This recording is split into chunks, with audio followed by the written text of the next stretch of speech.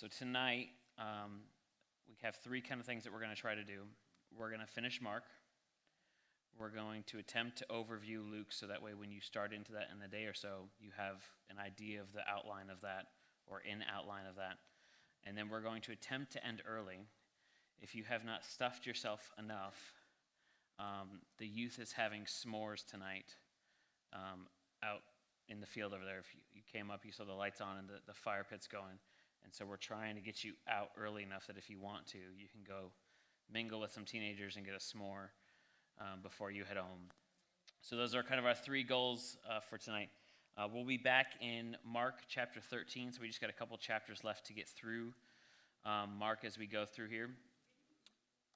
Remember, Mark is kind of 5 pieces, right? There's the introduction piece, which is just a couple verses. There's Galilee, where we're asking the question, who is Jesus?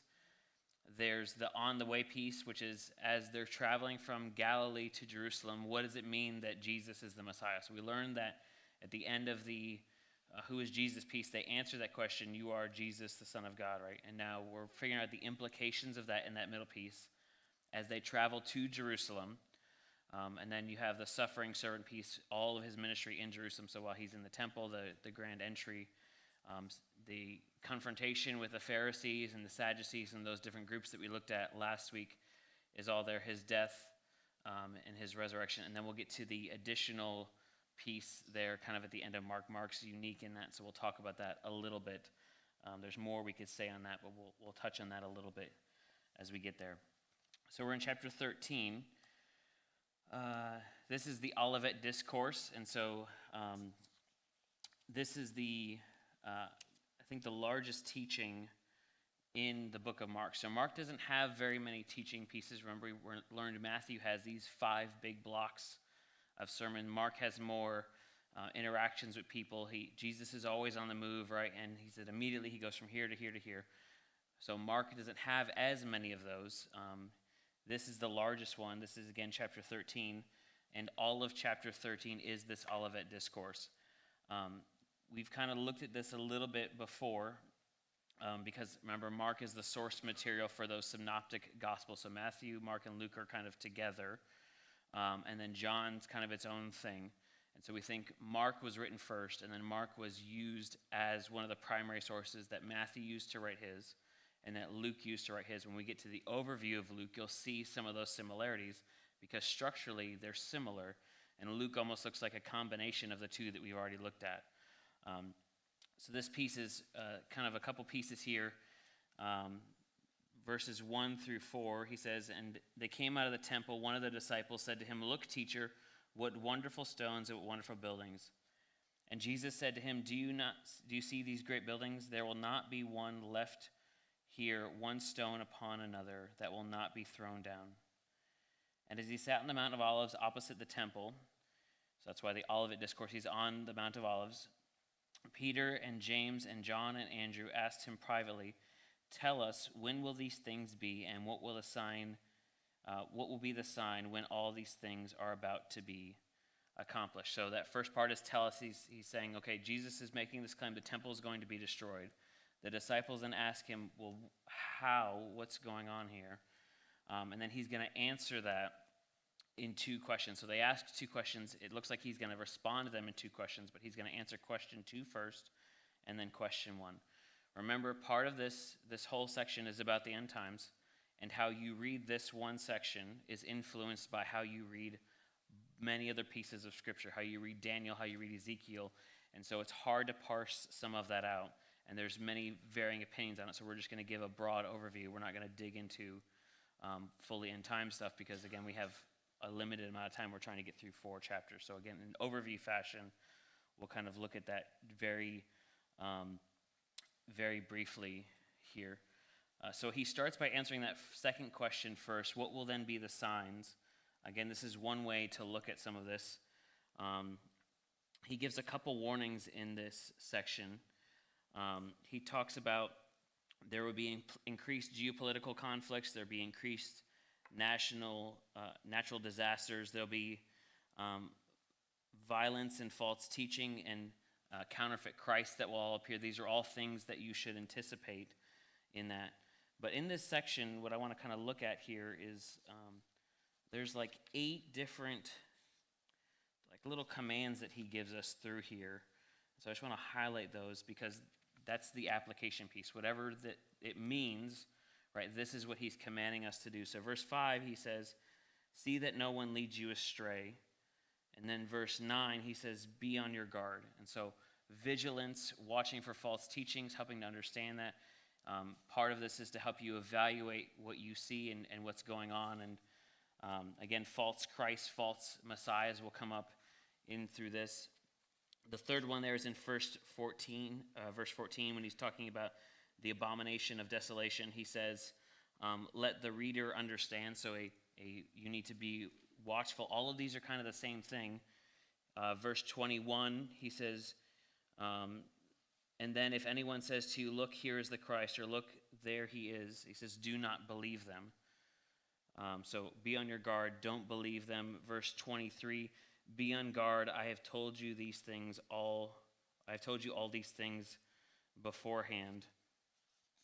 He has kind of a piece about the tribulation there in starting in verse 24 but after these things, after the tribulation, but in those days after the tribulation, the sun will be darkened and the moon will not give its light, and the stars will be fallen from heaven, and the powers in heaven will be shaken. And they will see the Son of Man coming in clouds with great power and glory, and they will send out the angels and gather his elect to the four winds from the ends of the earth to the ends of heaven.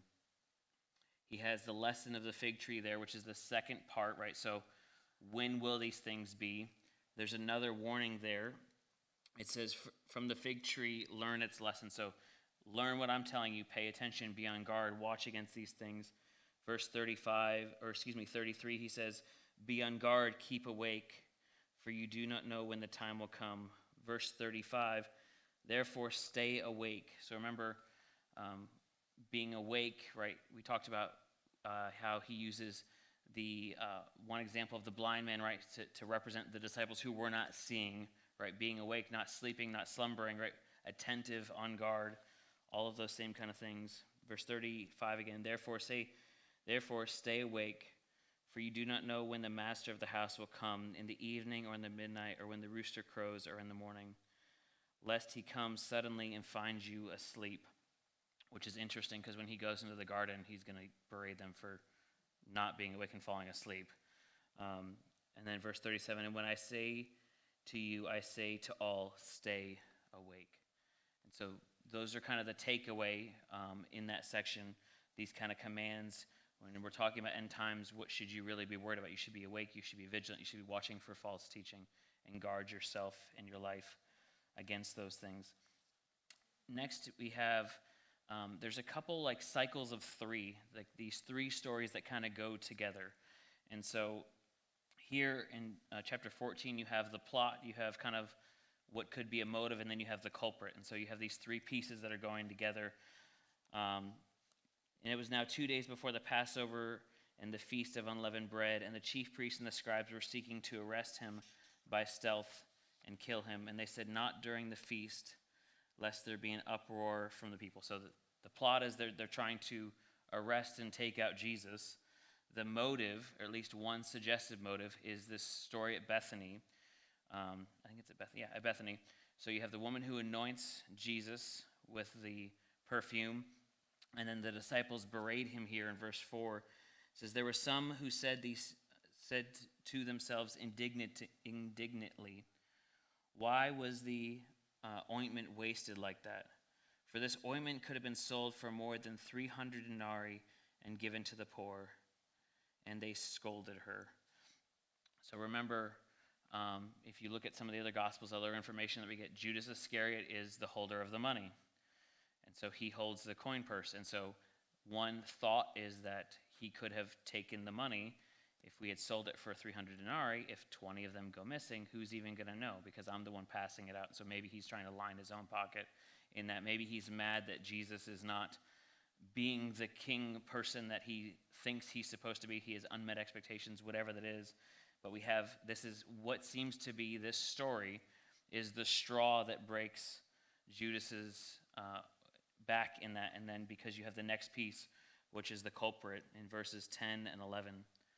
Then Judas Iscariot, who was one of the 12, went to the chief priests in order to betray him. And when they heard it, they were glad and promised to give him money, and he sought an opportunity to betray him. So you kind of see those three narrative pieces go together, kind of sandwiched together. The next three also go together. You have, it's kind of like a positive, negative, positive here. You have the Passover, the betrayer, and then the new covenant. So the Passover there is in verses 12 through 16. On the first day of unleavened bread, when they sacrificed the Passover lamb, his disciples said to him, "Where will we go? Where will you have us go and prepare for you to eat the Passover?" And they sent the disciples and said to them, "Go into the city, and a man carrying a jar of water will meet you. Follow him, and wherever he enters, say to the master of the house, 'The teacher says, this is my guest room, where I may eat the Passover with my disciples.' And he will show you a large upper room, furnished and ready. There prepare for us."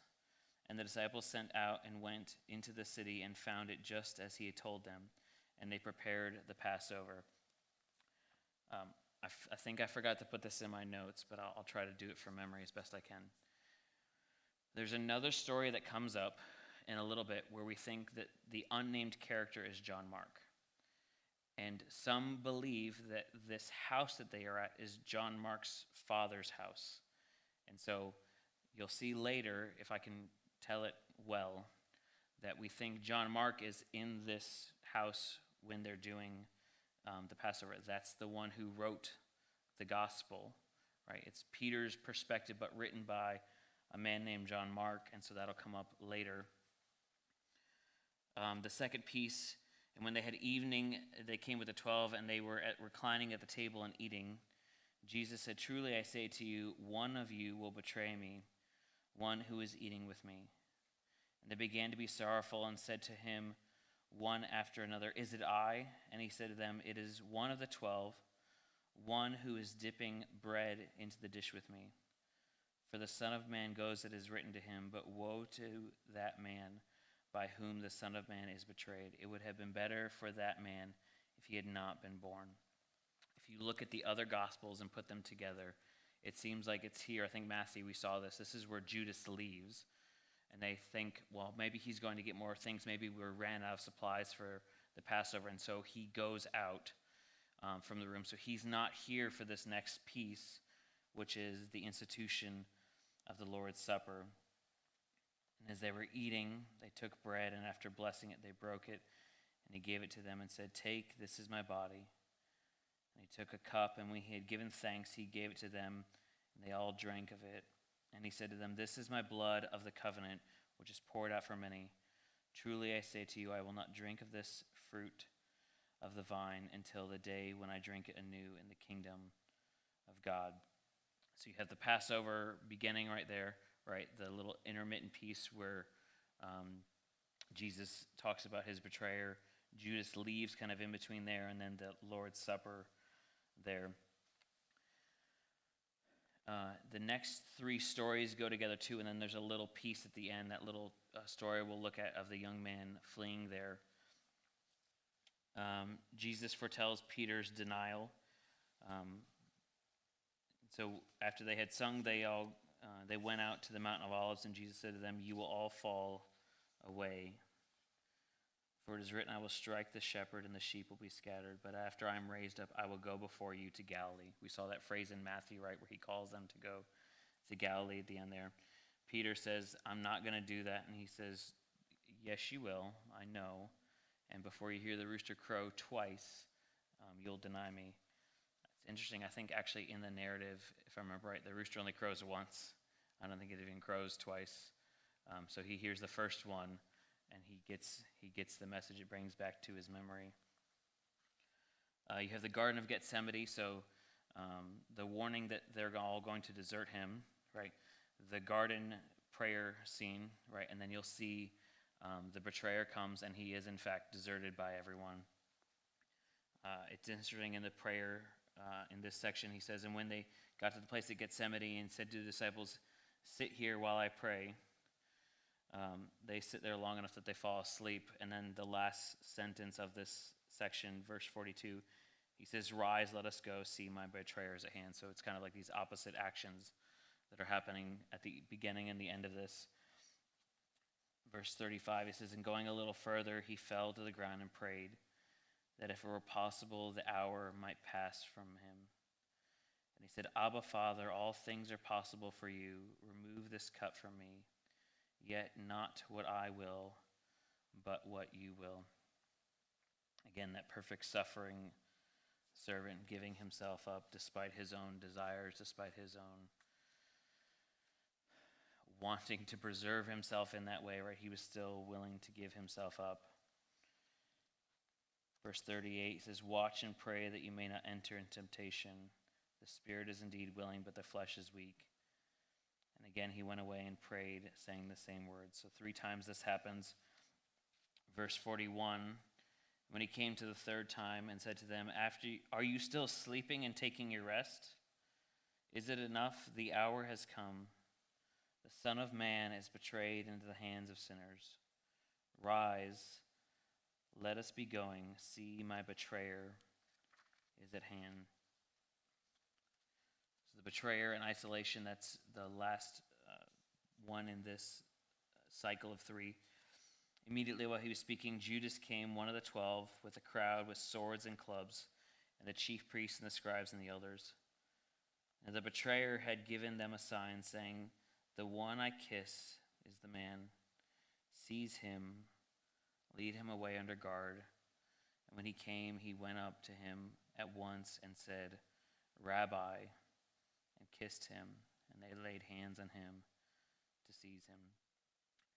So Jesus then says, we talked about this before, "I was with you in public." Remember, we were in the temple, we were talking, and you're coming at me at night in the secret with clubs and swords when I was right there. We could have done this right in the temple when we were talking just a couple days ago. And then verse 50, "And they all left him and fled." Verse 51 and 52 is a unique little snippet that's only in Mark. It says, "A young man following him with nothing but a linen cloth about his body, and they seized him, but he left the linen cloth and ran away naked." You're like, what is going on? So one commentator suggested that what happened is they're at John Mark's house, right? He's at his parents' house. Jesus and the disciples go to the Mount of Olives, so he knows that that's where they're going. They come and arrest Jesus, and as the disciples flee, John Mark finds out what's going on. John Mark then goes to follow and figure out what's going on with Jesus because he was sleeping in his house. He had just his pajamas on. He leaves, and that's why that takes place after Jesus is arrested and he's deserted. They try to capture him while they're taking Jesus to trial, and he's able to get out from underneath his pajamas and run away naked. And so because the person's not named, their assumption is that that's the author who wrote that. And so just a little, why is there? I don't know, because it's fun. It's a fun little story. But that's kind of what we think is going on there. So the young man flees, and then you have this last, it's not really a set of 3, it's a set of 4. You have his trials, which are in 1453 through 1520. You have the crucifixion piece, which is strangely only 20 verses. It's 21 through 41. And then you have the burial in 42 through 47, and then the resurrection at the beginning of 16 there. And so you have the same 3 pieces. All the Gospels are going to have these. Once you get into the last piece of the Gospels, they're all going to be pretty much the same. You have the triumphal entry. You're going to have a couple days of back and forth with the religious leaders where they're attacking him, where they're increasing hostility against him. You have the Last Supper, the Garden of Gethsemane, the trials. Remember, I think there's 6 trials that happen as he gets flip-flopped back and forth, and you have to piece those together between all the Gospels because some of them only mention some of them. And then the crucifixion piece. Verse 55 says, "Now the chief priest and the whole council was seeking testimony against Jesus to put him to death, but they found none. For many bore false witness against him, but their testimony did not agree. And some stood up and bore false witness against him, saying, 'We heard him say, I will destroy this temple that is made with human hands, and 3 days later I will build another, not made with hands.' Yet even about their testimony they did not agree." So they're trying to bring false testimony. Their stories aren't lining up. Pilate will eventually say, "I don't see anything wrong with him," and he even reads into the motives of the Pharisees, into some of that. You see Peter's denial here in this piece. So Peter eventually makes it to the courtyard, right? So of where this trial is going on. Peter was in the courtyard, and one of the servant girls and the high priest came, and seeing Peter warming himself, she looked at him and said, "You also were with the Nazarene Jesus." But he denied it, saying, "I neither know nor understand what you mean." And he went out into the gateway. Oh, and the rooster crowed. So the rooster crowed there. I misspoke. So he denied him the first time there in this account. And then he went out in the gateway, and the rooster crowed. And the servant girl saw him and began to say to the bystanders, "This man is one of them." But again, he denied it. It's interesting, again, if you had heard the first rooster crow, you would think that would have gotten you up. So it's funny that Jesus said it was going to be 2, and it happened in between. But again, he denied it. And after a little while, the bystanders again said to Peter, "Certainly you are one of them, for you are Galilean." So the way he's talking, his accent is giving him away. But when he began to invoke a curse on himself and to swear, "I do not know this man of whom you speak." And immediately the rooster crowed a second time. And Peter remembered how Jesus had said to him, "Before the rooster crows twice, you will deny me 3 times." And he broke down and wept. You have the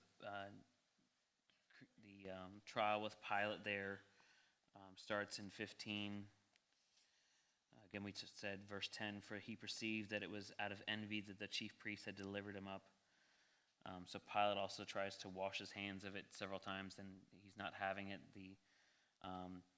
He offers the people Barabbas, this insurrectionist murderer. And then we see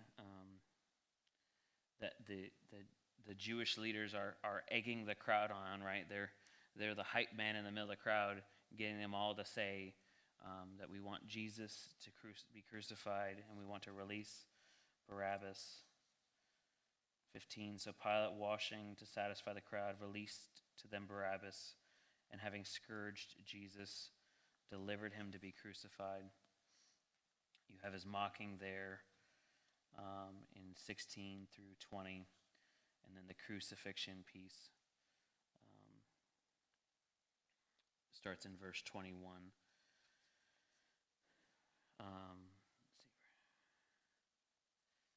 Verse 26, we'll do 25. "And it was the 3rd hour when they crucified him, and the inscription of the charge against him read, 'The King of the Jews.' And with him they crucified 2 robbers, one on his right and one on his left. And those who passed by derided him, wagging their hands and saying, 'Ah, you who would destroy the temple and rebuild it in 3 days, save yourself and come down from the cross.' So the chief priests and the scribes mocked him to one another, saying, 'He saved others, he cannot save himself. Let the Christ, the King of Israel, come down now from the cross, that we may believe in him.' And those who were crucified with him also reviled him." This is the same accusations that the Pharisees were bringing up against him. It's interesting, they say if he would come down from the cross, we would believe him, and yet he will. He will not just come down from the cross, but also out of the tomb, and they still will not believe him.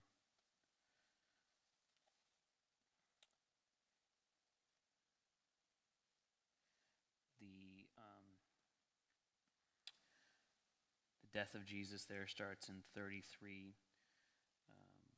calls out for Elijah. They end up giving him a sponge with sour wine and putting on a reed. They pass it up to him. And Jesus, in verse 37, uttered with a loud cry and breathed his last. And the the curtain of the temple was torn in two from top to bottom. And when the centurion, who stood facing him, saw in this way he breathed his last, he said, "Truly, this was the Son of God." So remember, Mark's written to a Gentile audience, right? He gives those little snippets where he explains Jewish culture and background. So you wouldn't do that if you were a Jewish person, so you're writing to the Gentile audience. Again, he highlights this Roman centurion who has this understanding, this level of faith that the religious leaders are rejecting him, but he understands. There were also women looking at a distance, among whom were Mary Magdalene, Mary, the mother of James, the younger of Joseph, and Salome. When he was in Galilee, they found him and ministered to him. And there was also many other women who came up with him to Jerusalem.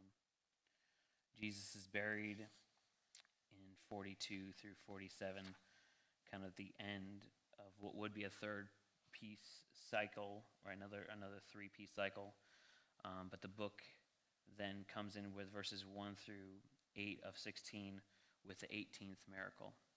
So remember, the 17th miracle happened a couple chapters ago, right after he entered Jerusalem. There's one more that happens. The 18th one that Mark mentions is the resurrection here. When the Sabbath was past, Mary Magdalene and Mary, the mother of James, and Salome brought spices so that they might go and anoint him. And very early on the first day of the week, when the sun had risen, they went to the tomb. And they went saying one to another, "Who will roll away the stone for us?" The entrance of the tomb. And they looked up and they saw that the stone had been rolled back, and it was very large. And entering the tomb, they saw a young man sitting on the right side, dressed in a white robe. And they were alarmed. And he said to them, "Do not be alarmed. You seek Jesus of Nazareth. He was crucified. He is risen. He is not here. See the place where he laid. But go tell the disciples and Peter that he is going before you to Galilee. There you will see him just as he told you." And they went and fled from the tomb, for trembling and astonishment had seized them. And they said nothing to anyone, for they were afraid. And that's how the book ends, is this weird kind of cliffhanger piece. And so you have these different pieces that we've talked about.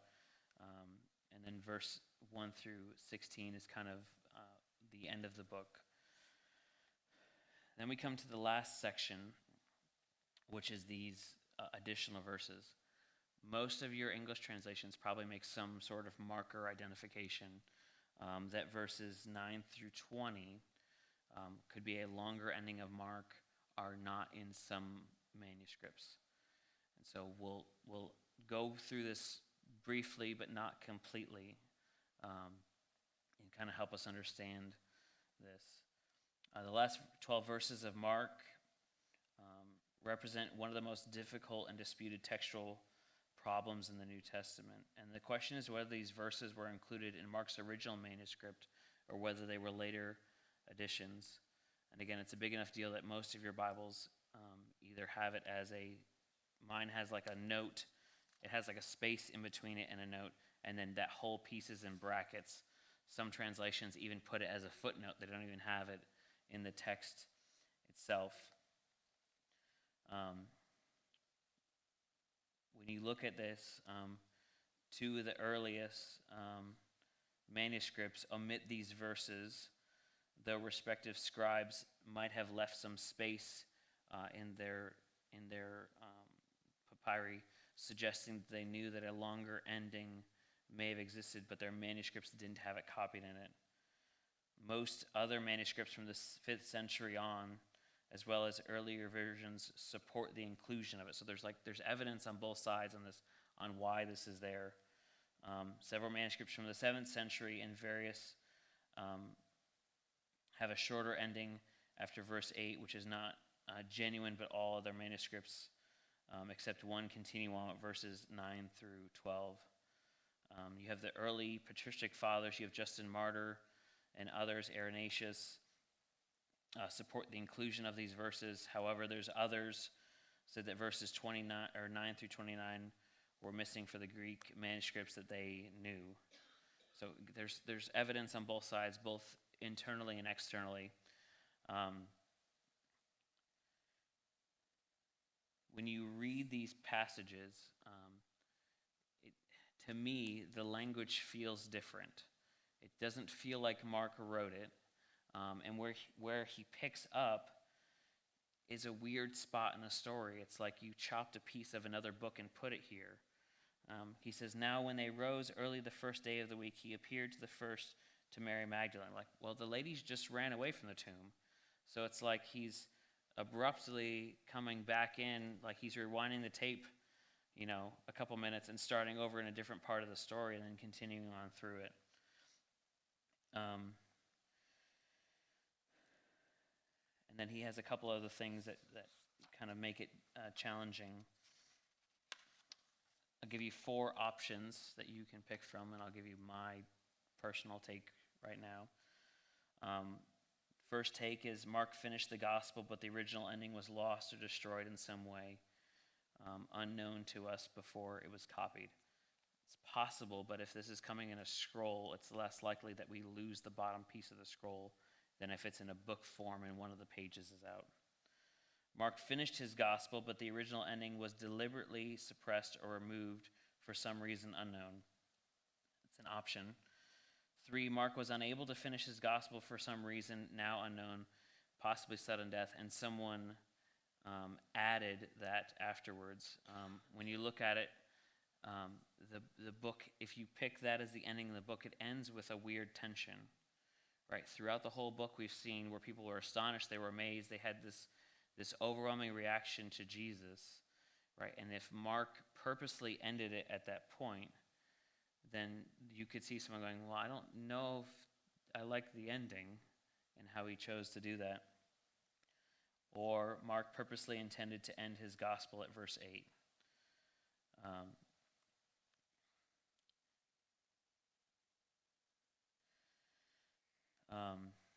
It seems like what's a possible solution to this is that Mark ended his gospel. Let me see if I can find where I am in my notes here. Of these options, number 1 and number 2 are unlikely, where number 1 is that he finished his gospel, but the original ending was lost, or that he finished his gospel, but the original ending was deliberately suppressed. Those are unlikely. Because Mark was already widely accepted. If Mark's gospel was a scroll manuscript rather than a codex like we talked about, the ending would normally be on the inside of the scroll and less likely to be damaged or lost in the beginning of the scroll. If it was incomplete, number 3 is the most plausible option, but due to various natures, it cannot be confirmed. So the third one, if Mark was unable to finish, maybe he died prematurely, and so if you in the Lord of the Rings, they're in the tombs of Balin, and like you can see like the pen goes off the edge of the paper, like he left it, went to bed, and never woke up the next morning, and that's what they're saying. He died prematurely and was unable to finish it. That's a possible option, but maybe not the best.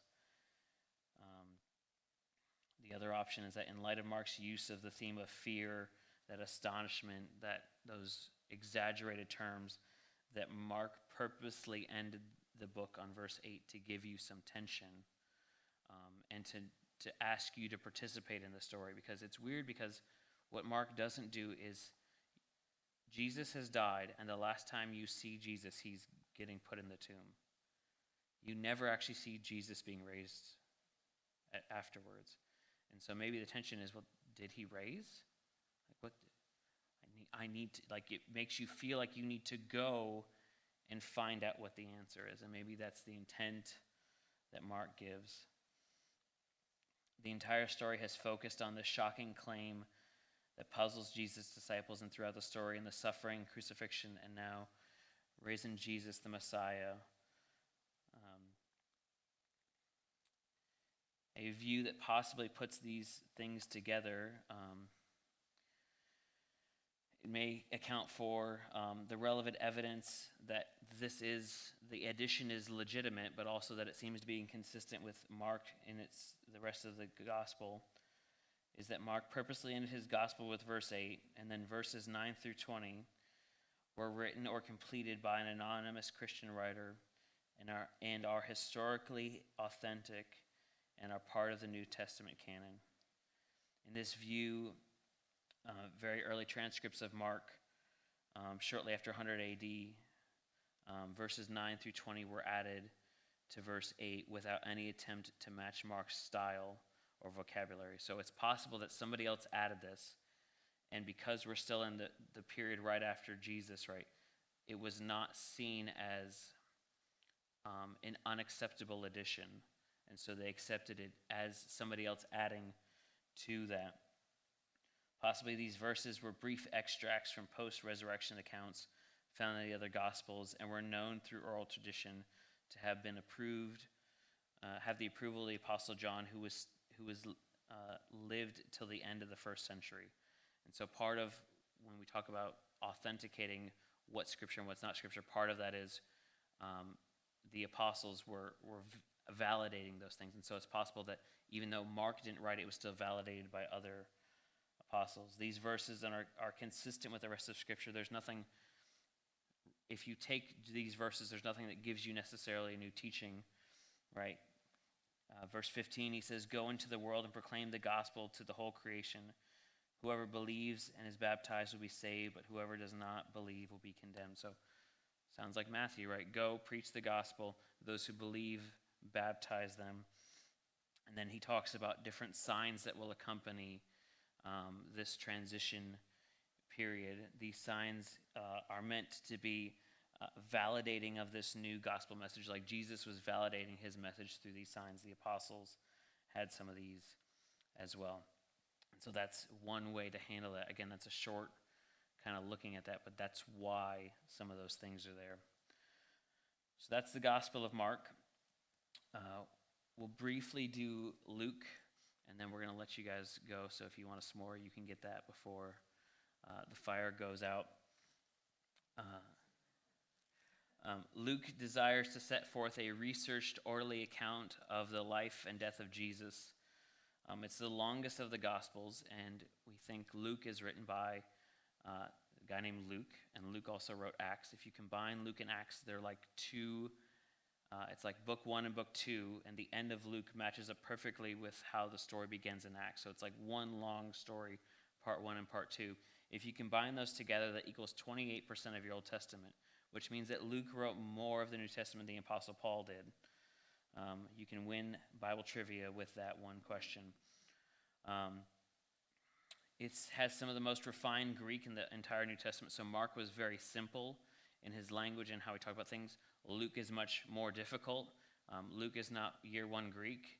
Luke is similar to Hebrews in that, and it's much harder. He emphasizes Jesus' perfect humanity, the cost of discipleship, and he highlights some personal interactions that Jesus has with people. Luke's gospel shows the universality of the Christian message, describing the Son of Man as the Savior to all people, Jews, Gentiles, rich, poor, respectable, undesirable, religious leaders, and nobodies. And one way you get that is when you look at Luke has a genealogy in it. Luke draws a genealogy. Remember, Matthew drew his back to Abraham because he's trying to show you that he's of the line of David, of the line of Abraham, right?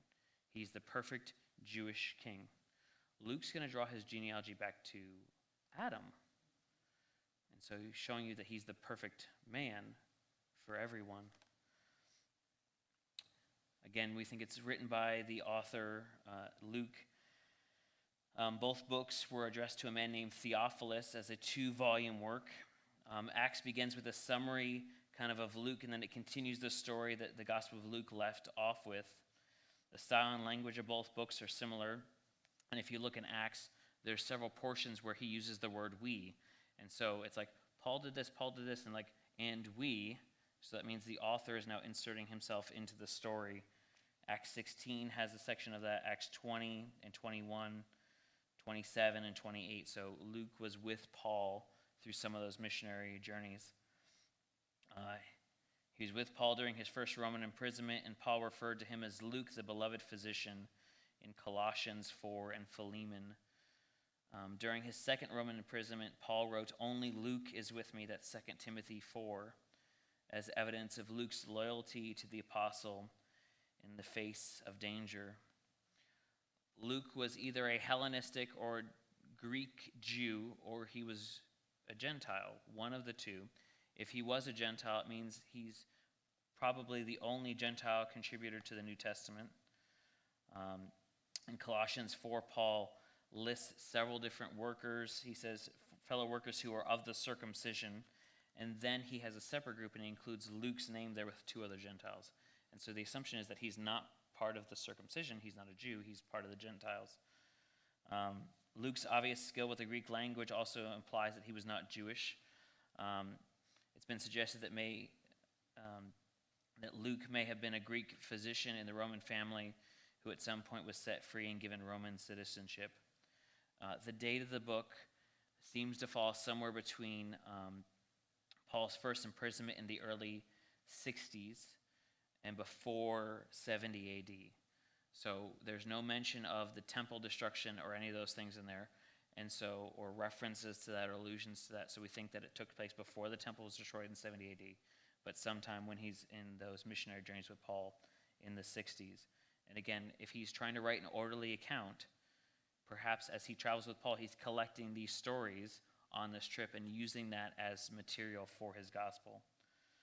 We have three kind of big questions that we're looking through as we go through the book. What are some things that stick out to you about Luke's gospel compared to the other? Luke tells the story of many individuals coming to faith in Jesus the Messiah, so their individual reactions he has versus corporate interactions. And the Gospel of Luke portrays Jesus as the perfect man.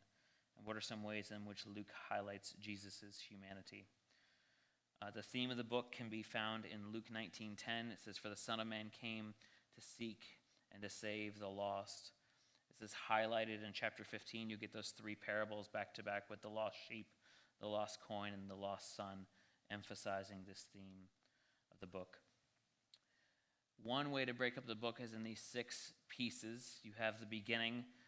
Luke is going to give the most complete and comprehensive account of Jesus' birth and the only story from his early childhood. So Matthew gave a bunch of background on Jesus' birth.